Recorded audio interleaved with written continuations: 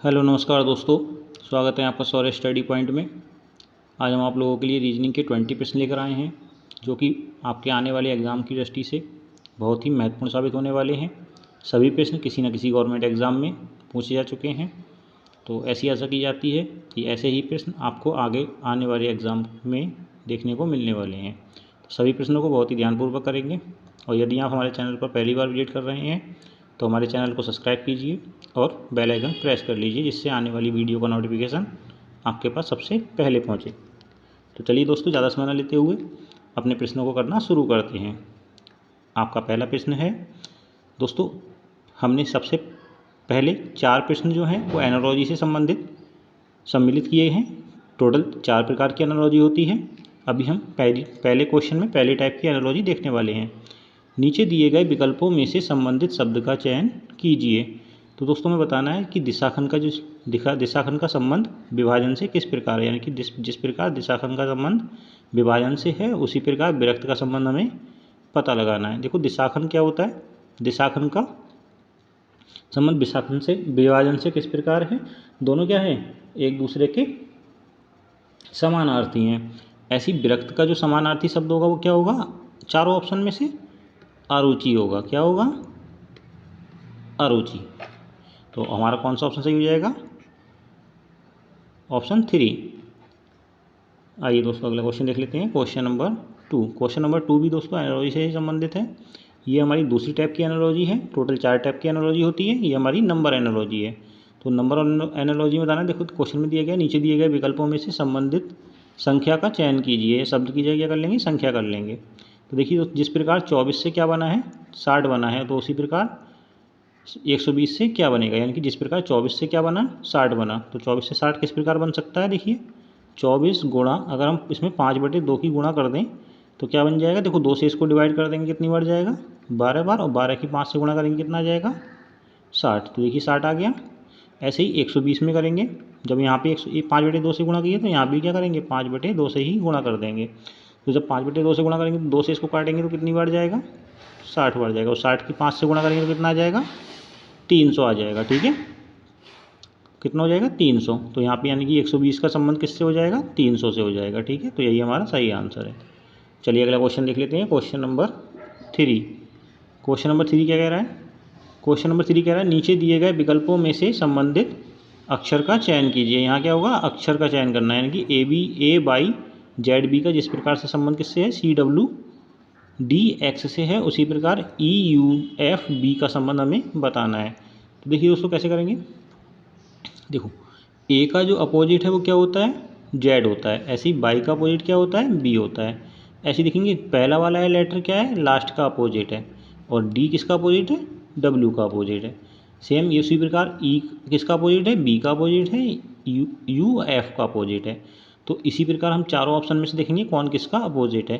तो देखिए एस क्या होता है, वो एच का अपोजिट होता है, और जी क्या है, वो टी का अपोजिट होता है। तो यहाँ पे क्या आ जाएगा, GSHT। तो यही हमारा क्या हो जाएगा, सही आंसर हो जाएगा। आइए अगला क्वेश्चन देख लेते हैं, क्वेश्चन नंबर 4। क्वेश्चन नंबर 4 क्या कह रहा है, DCEF। ठीक है, देखो इसको किस प्रकार करेंगे, डी,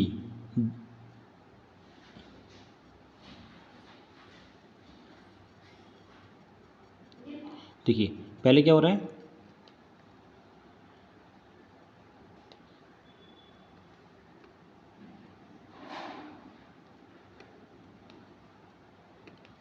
देखिए यहाँ क्या हो रहा है, सी के बाद क्या है, पहला लेटर डी, फिर ई, फिर एफ। तो ऐसे ही क्या हो रहा है, क्यू के बाद आर, फिर एस। ऐसे देखिए WX/Z। तो यानी कि हमें क्या देखना है, सेकंड लेटर से पहले लेटर HIGF, ST नहीं हो सकता है। आगे देखिए ST, TS होना है ना, RS, PQ, ये भी गलत है, तो ये नहीं होगा, ये नहीं होगा, ये भी नहीं होगा। आगे देखिए MNOP, तो यही देखो बन रहा है। अगर हम यहाँ पे क्या कर दें, NMOP, देखिए पहले M से N आएगा, फिर O, फिर P। समझ में आ गई बात? तो यही हमारा क्या हो जाएगा, सही आंसर हो जाएगा ऑप्शन नंबर 4। चलिए अगला क्वेश्चन देख लेते हैं, क्वेश्चन नंबर 5। क्वेश्चन नंबर 5 क्या कह रहा है, रक्त संबंध से क्वेश्चन है। क्या कह रहा है, Q पुत्र है P का, X पुत्री है Q की, R बुआ है X की, और L पुत्र है R का। तो L का क्या लगा, P का। L क्या लगा, P का। तो देखिए P और Q पुत्र है किसका, P का। तो P का पुत्र कौन है, P का पुत्र कौन है, Q है। आगे कह रहा है X पुत्री है Q की, X क्या है, पुत्री है किसकी, Q की। आगे कह रहा है R बुआ है X की, X की बुआ R कब होगी, जब Q की बहन होगी। तो R यहाँ बन जाएगा। आगे देखिए, आगे कह रहा है और L पुत्र है R का, और L क्या है, पुत्र है किसका, R का पुत्र है। किसका पुत्र है, R का पुत्र है। L अब कह रहा है कि L का P से क्या संबंध है। देखो किसका संबंध हो जाएगा, पौत्र का संबंध हो जाएगा, क्योंकि ये इसके कौन होंगे, नाना होंगे। और नाना का जो वो होता है बेटी का बेटा, वो कौन होगा, पौत्र हो जाएगा। ठीक है, ऑप्शन ए आपका सही आंसर हो जाएगा। चलिए अगला क्वेश्चन देख लेते हैं, क्वेश्चन नंबर 6। क्वेश्चन नंबर 6 कह रहा है दोस्तों, नीचे दिए गए विकल्पों में से विषम शब्द का चयन कीजिए। हमें विषम शब्द बताना है कि इनमें से विषम शब्द कौन सा है। डिक्याफोन, ग्रामोफोन, माइक्रोफोन और टेलीफोन। देखिए बाकी सभी जो फ़ोन होते हैं वो कैसे संबंधित हैं, वो ध्वनि से संबंधित हैं, जबकि डिक्याफोन जो है वो किससे संबंधित है, अक्षर से संबंधित है। तो यही हमारा क्या हो जाएगा, विषम हो जाएगा, डिक्याफोन सही आंसर हो जाएगा। आइए अगला क्वेश्चन देख लेते हैं, क्वेश्चन नंबर 7। क्वेश्चन नंबर 7 कह रहा है, नीचे दिए गए विकल्पों में से विषम का शब्द का चयन कीजिए। तो देखिए विषम शब्द का चयन कैसे करेंगे, देखिए कैसे करेंगे, 20 में से 4 माइनस करेंगे कितना आ जाएगा, 16, और 16 में से +2 करेंगे तो 18 आ जाएगा। ऐसे देखिए 18 में से -4 करेंगे 14 आ जाएगा, 14 में +2 करेंगे तो कितना आ जाएगा, 16। ऐसे देखिए 16 में से -4 करेंगे तो 12, और 12 में +2 करेंगे तो 16। फिर देखिए यहाँ 14 में 13 तक, 14 में से -4 करेंगे तो ये क्या होगा, यहाँ -3 होगा तो 11 आ जाएगा, और यहाँ पे -2 होगा, सॉरी +2 होगा। तो यही हमारा क्या हो जाएगा, विषम हो जाएगा। बाकी सब में क्या हो रहा है, -4 हो रहा है, यहाँ पे क्या हो रहा है, -3 हो रहा है। तो यही हमारा क्या हो जाएगा, ऑप्शन 4 विषम है। चलिए अगला क्वेश्चन देख लेते हैं, क्वेश्चन नंबर 8। क्वेश्चन नंबर 8 कह रहा है कि नीचे दिए गए विकल्पों में से विषम शब्द का चयन कीजिए, यानी कि विषम अक्षर का चयन करना है, शब्द नहीं है ये, अक्षर है। ठीक है, तो देखिए क्या हो जाएगा, देखिए इन सभी के बीच का क्या कर लेंगे, डिफरेंस देख लेंगे। ठीक है, देखो हम दो तरीके से इसको देखेंगे, या तो हम सबसे पहले इनका डिफरेंस देख लें बीच का। तो देखिए अगर हम इनका डिफरेंस देखें तो यहाँ पे हम लिख देंगे Z, K, X और J। देखिए X से Z से X तक जाएंगे तो कितना होगा, -2, और J से K तक जाएंगे, K से J तक जाएंगे तो कितना हो रहा है, -1 हो रहा है। ठीक है, ऐसे ही दूसरा नंबर देखेंगे, C, M, A, L। देखिए C से A तक जाएंगे तो क्या हो रहा है, -2 हो रहा है, और ऐसे ही M से L तक जाएंगे तो क्या हो रहा है, M से L तक तो क्या हो रहा है, -1 हो रहा है, L M होता है, ठीक है, -1 हो रहा है।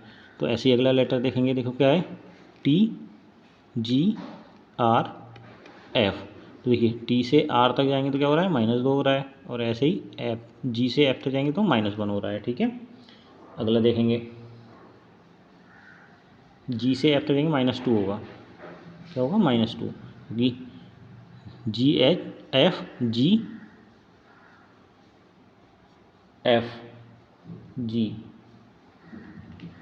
-1 होगा। ठीक है, -1 ही हो रहा है, F के बाद G आता है, -1 हो रहा है। आगे देखिए क्या है, F R T K। देखिए F से T तक जाएंगे तो क्या हो जाएगा,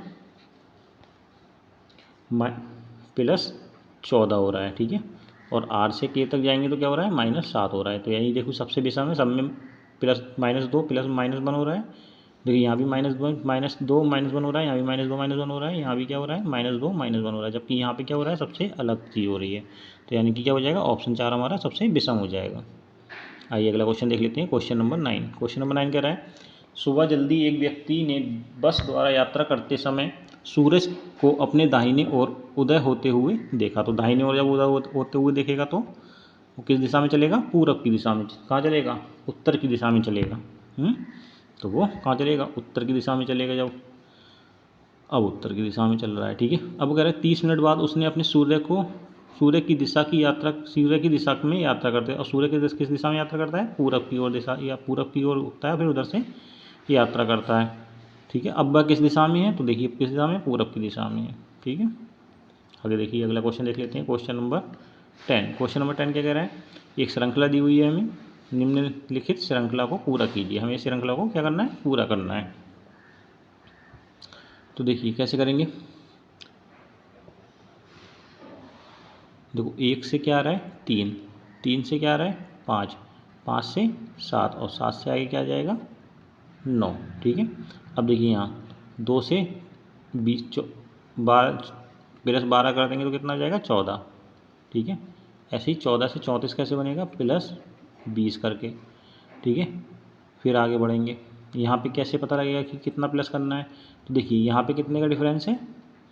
प्लस 8 का है। तो यहाँ से भी आगे जो नंबर आएगा उसमें भी क्या होगा?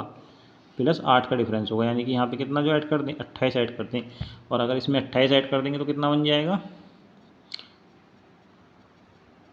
बोलो। अगर इसमें 28 ऐड कर देंगे 34 में तो कितना बनेगा? तो बना दीजिए कितना बन जाएगा। देखो 8 और 4 12 के 2, यहाँ से लगेगा 1, 4 हो जाएगा, और 4 और 2 कितना हो जाएगा? 6, यानी कि 62, ठीक है। तो 62 और 9 हमारा सही आंसर हो जाएगा, ऑप्शन 4। चलिए अगला क्वेश्चन देख लेते हैं, क्वेश्चन नंबर 11। क्वेश्चन नंबर 11 क्या कर रहा है? नीचे निम्नलिखित, ये रक्षा नहीं होगा, निम्नलिखित अक्षर श्रृंखला को पूरा कीजिए, ठीक है। रक्षा की जगह हो जाएगा अक्षर श्रृंखला को पूरा कीजिए। देखिए अक्षर श्रृंखला को कैसे पूरा करेंगे? देखो ए से सी तक जाएंगे तो क्या हो रहा है? +2। सी से ई तक जाएंगे तो DE यानी कि +2 हो रहा है, ठीक है। तो ऐसे ही हम इसको ऐसे ना करके इसको क्या करते हैं? इस फॉर्मेट में लिख लेते हैं, B और by, C X D W E B F U।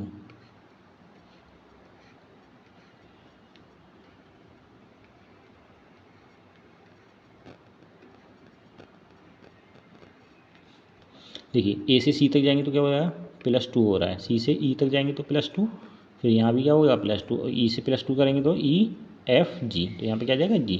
ऐसे देखिए X बाई Z यानी कि हो रहा है -2 हो रहा है, UBWX -2 हो रहा है। फिर B से -2 करेंगे तो क्या आ जाएगा? बताएं। B से -2 करेंगे तो कितना आ जाएगा? T आ जाएगा। ऐसे देखिए यहाँ पे क्या हो रहा है?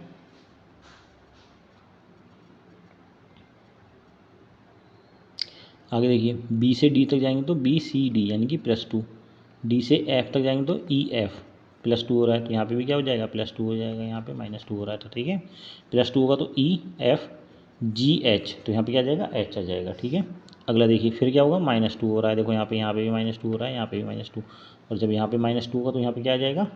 U से -2 पे जाएंगे तो क्या आ जाएगा? S, तो GTHS किस में है? ऑप्शन 3 में। तो यही हमारा क्या हो जाएगा? सही आंसर हो जाएगा। चलिए अगला क्वेश्चन देख लेते हैं, क्वेश्चन नंबर 12। क्वेश्चन नंबर 12 क्या कह रहा है कि यदि A बराबर 2, यानी कि A की जो वैल्यू दी है वो 2 दी है, R की 5 दी है, और S की 7 दी है, O की 3 और E की 4 दी है, तो किस शब्द के अक्षरों का योगफल की सबसे बड़ी संख्या बनेगी? तो देखिए सबकी वैल्यू हर किसी में रख के देख लेंगे, जो सबसे बड़ी बनेगी वही हमारा क्या हो जाएगा? आंसर हो जाएगा। देखो R की प्लेस वैल्यू कितनी है? 5 है, O की कितनी है? 3 है, S की कितनी है? 7 है, और E की कितनी है? 4 है। तो टोटल कितना हो जाएगा? 5 और 3 8, 7 15 और 4 19। अगला देखिए S की कितनी है? 7, E की कितनी है? 4 + 5, तो कितना हो जाएगा? 7 4 11, 4 15 5 20। अगला देखिए S कितना है? 7 है, O कितना है? 3 है, A कितना है? 2, और R कितना है?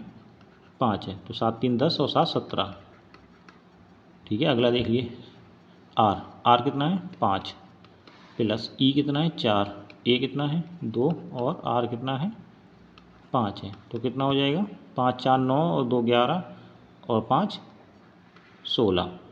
ठीक है, तो सबसे बड़ी संख्या कौन सी है 20 है। तो 20 किसका आंसर दिया SEER, तो यही हमारा क्या हो जाएगा सही आंसर हो जाएगा। चलिए अगला क्वेश्चन देख लेते हैं। Question number 13। क्वेश्चन नंबर 13 कह रहा है कि निशा सुजा से लंबी है। चलिए क्वेश्चन पढ़ लेते हैं पहले पूरा। क्या कह रहा है निशा किससे लंबी है सुजा से लंबी है, और नीना निशा से लंबी है, तथा नीना से लंबी है पर मीसा से अधिक लंबी है। पर मीसा सबसे अधिक लंबी है। यदि वे सब अपनी लंबाई के क्रम में खड़ी हों तो बीच में कौन खड़ी होगी। ठीक है, तो देखिए बहुत ही आसान क्वेश्चन है। सबसे पहले क्या कह रहा है कि सुजा जो है वो निशा सुजा से लंबी है। तो सबसे पहले हम क्या बना देंगे सुजा से लंबी कौन है निशा है। ठीक है, आगे देखिए और नीना निशा से लंबी है। तो यहाँ पे कौन लंबी है नीना जो है वो निशा से लंबी है, तथा नीना से लंबी है। तो यहाँ पे क्या होना है नीला कौन है नीना से भी लंबी है, पर मीसा सबसे अधिक लंबी है। तो यहाँ पे क्या आ जाएगा मीसा। तो मीसा क्या है सबसे अधिक लंबी है। अब सबकी हो गई लंबाई। अब कह रहा है कि बीच में कौन है, तो 2 इधर 2 इधर, तो सबसे बीच में कौन है नीना है। तो नीना कौन से ऑप्शन पे है ऑप्शन 2 में, यही हमारा सही आंसर हो जाएगा। चलिए अगला क्वेश्चन देख लेते हैं। Question number 14। क्वेश्चन नंबर 14 कह रहा है, चलिए क्वेश्चन नंबर पढ़ लेते हैं। क्वेश्चन नंबर 14, पिता की आयु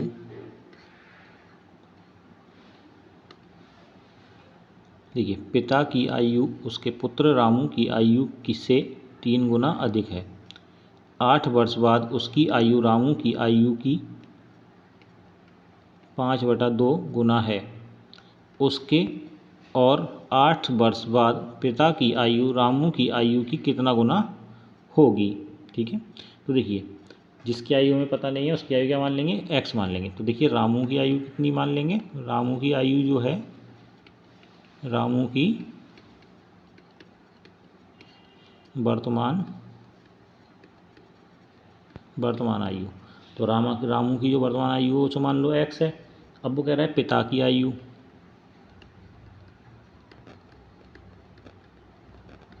देखिए पिता की आयु है। ठीक है, और पिता की आयु कितनी है रामू की आयु से 3 गुनी है। तो रामू की आयु से 3 गुनी है तो इसकी आयु x और पिता की आयु कितनी हो गई 3x हो जाएगी। तो टोटल कितनी हो जाएगी 4x हो जाएगी। ठीक है, और ये कितनी वर्ष हो जाएगी, इसकी x वर्ष है इसकी 4x वर्ष हो गई।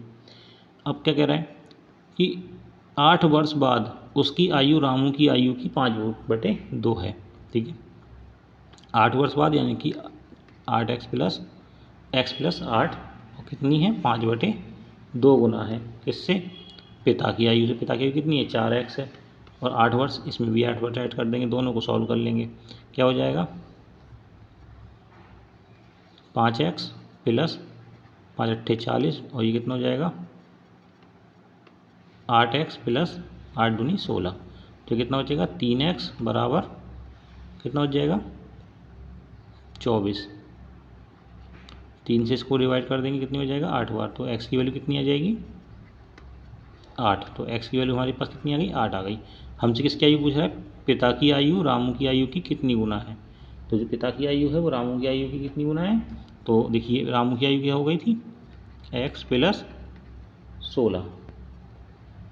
ठीक है, तो कितनी हो गई 8 प्लस 16 बराबर कितनी 24। ठीक है, आगे देखिए और पिता की आयु कितनी हो गई 4x प्लस 16। तो 4 × 8 प्लस 16, 4 × 8 = 32 और 16 कितने हो गए 48। तो पिता की आयु कितनी हो गई 48 वर्ष हो गई। ठीक है, तो कितनी गुना हो गई ये 16 × 3 = 48, 3 गुना हो गई। ठीक है, चलिए अगला क्वेश्चन देख लेते हैं। Question number 15। क्वेश्चन नंबर 15 क्या कह रहा है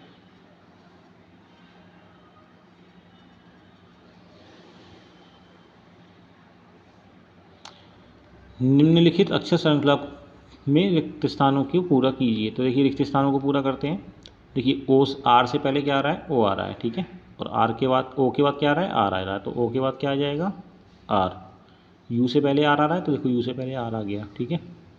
ओ से पहले क्या है, एक्स है, तो यहाँ पे क्या आ जाएगा, एक्स। आगे देखिए, आर के बाद क्या है, आर के बाद है यू, तो यहाँ पे क्या आ जाएगा, यू। और एक्स के बाद क्या है, देखो एक्स से पहले यू है तो यहाँ पे भी एक्स से पहले यू आ गया। अब देखिए एक्स के बाद क्या है, ओ है, तो यहाँ पे क्या आ जाएगा, ओ। तो क्या हो जाएगा, X R U O, X R U O, X R U O किस में दिया है, ऑप्शन 3 में दिया है, यही हमारा सही आंसर है। चलिए अगला क्वेश्चन देख लेते हैं, क्वेश्चन नंबर 16। देखिए क्वेश्चन नंबर 16 बहुत ही ईजी क्वेश्चन है, थोड़ा सा इसमें करेक्शन करना पड़ेगा क्योंकि यहाँ पे क्या दिया है, कुछ गलत दे दिया है, ठीक है। अगर हम इसके अकॉर्डिंग देखेंगे तो हमारे ये चारों ऑप्शन क्या हैं, गलत हैं, ठीक है। तो देखिए क्या हो जाएगा, प्लस का है, प्लस 26, प्लस को क्या कह रहे हैं, प्लस का, देखिए पहले तो इसको करेक्शन कर लेते हैं, वरना इसका क्या होगा, आंसर मिलेगा ही नहीं आपको देखने को, ठीक है। तो सबसे पहले क्या कर लेते हैं, इसको करेक्शन कर लेते हैं। देखो यहाँ पे क्या कर रहा है, ये जो माइनस, जो इसने माइनस को क्या बताया है, गुणा बताया है, ठीक है। तो यहाँ पे माइनस को क्या कर लेंगे, प्लस कर लेंगे, और क्या है, प्लस को क्या, प्लस का अर्थ है भाग, तो प्लस का अर्थ क्या कर लेंगे, गुणा, ठीक है। अब ये सही हो गया, यहाँ पे थोड़ा मिस्टेक हो गई है, इसलिए इसके आंसर नहीं मैच कर पा रहे थे। तो अब देखिए 26 है, 26 प्लस, प्लस का अर्थ क्या है, गुणा है, ठीक है। प्लस का अर्थ क्या है, गुणा, तो गुणा लगा देंगे, कितना, 74। अब माइनस का अर्थ क्या है, प्लस है, तो प्लस कितना, 4। और गुणा का अर्थ क्या है, गुणा का अर्थ है प्लस, तो प्लस कितना, 5। और भाग का अर्थ क्या है, माइनस, भाग का अर्थ माइनस है, तो सॉरी,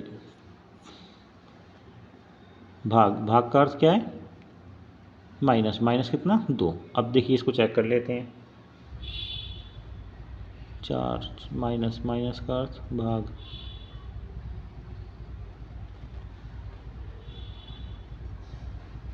बेटा इस क्वेश्चन को थोड़ा गलत हो गया है ये, चलो इसका आंसर नहीं मिलेगा, ठीक है।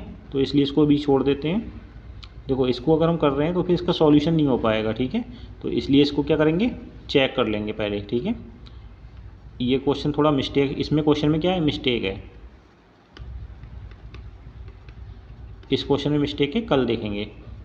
चलिए अगला क्वेश्चन देख लेते हैं, क्वेश्चन नंबर 17। क्वेश्चन नंबर 17 क्या कह रहे हैं, देखिए क्वेश्चन नंबर 17 में क्या है, इन सभी की क्या दे दी है, प्लेस वैल्यू दे दी हुई है, ठीक है। ये सभी क्या है, इन सब की प्लेस वैल्यू दी हुई है, तो यही प्लेस वैल्यू क्या करना है, इसमें फिल कर देना है, यानी कि 4 0 8 9 2 7।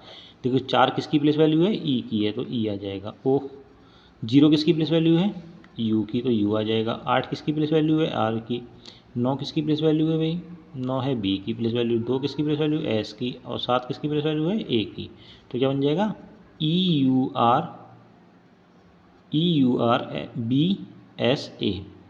तो कौन सा ऑप्शन हो जाएगा, सॉरी, EURBSA, ऑप्शन 3 हमारा सही आंसर हो जाएगा। चलिए अगला क्वेश्चन देख लेते हैं, क्वेश्चन नंबर 18। देखिए क्वेश्चन नंबर 18 क्या करें, नींव रख, इनको देखो हमें कुछ,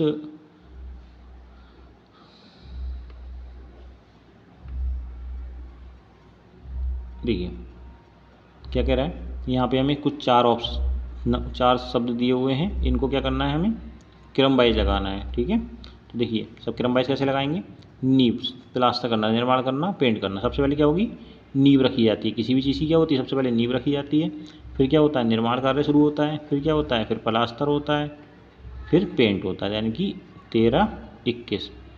तो 13 21 किस में है, देखो 13 21 कहीं पे भी नहीं है, दोबारा एक बार चेक कर लेते हैं। देखो सबसे पहले नींव रखी जाती है, फिर निर्माण कार्य शुरू होता है, ठीक है, 1 3, फिर प्लास्टर होता है 2, फिर 4, 1 13 24, ठीक है। तो कौन सा है आंसर, ऑप्शन बी हमारा सही आंसर हो जाएगा। चलिए अगला क्वेश्चन देख लेते हैं, क्वेश्चन नंबर 19। क्वेश्चन नंबर 19 क्या कह रहा है, इस शब्द से हमारा कौन सा शब्द नहीं बनाया जा सकता। तो देखिए इस वाले लेटर में कहीं भी क्या है, एफ नहीं है, ठीक है। तो एफ नहीं है तो यानी कि क्या है, फिस्ट नहीं बनाया जा सकता है। चलिए अगला क्वेश्चन देख लेते हैं, क्वेश्चन नंबर चित्रकला। चलो ये आपको होमवर्क में करना है, बहुत ही आसान क्वेश्चन है, होमवर्क में आप करके बताएंगे, थोड़ा सा हम आपको बता देते हैं, ठीक है। इसका आंसर आपको देना। देखो सभी तस्वीरें क्या कह रहा है, सभी तस्वीरें चित्रकला हैं, तो तस्वीरें के लिए टी और चित्रकला के लिए डी बना देते हैं। तस्वीर टी और चित्रकला मतलब ड्राइंग यानी कि डी। तो कह रहा है कोई भी चित्रकला क्या है, सस्ती नहीं है। कोई भी चीज़ चित्रकला है, ड्राइंग है, वो क्या है, सस्ती नहीं है। ठीक है, अब देखो क्या कह रहा है कि कोई तस्वीर सस्ती नहीं है। कोई भी तस्वीर क्या है, सस्ती नहीं है, फिलफिल हो रहा है। सभी चित्रकलाएं तस्वीरें हैं, सभी चित्रकला क्या तस्वीरें नहीं है, यानी कि ये गलत हो जाएगा। कौन सा ऑप्शन सही हो जाएगा, केवल एक ही निहित करता है। ठीक है, इस तरीके से हमने 20 क्वेश्चन कंप्लीट कर लिए हैं। अब आप कमेंट करके बताएं कि आपने कितने प्रश्नों का सही आंसर दिया है। मिलते हैं कुल अगली वीडियो में कुछ नए प्रश्नों के साथ। तब तक के लिए आप सभी का धन्यवाद।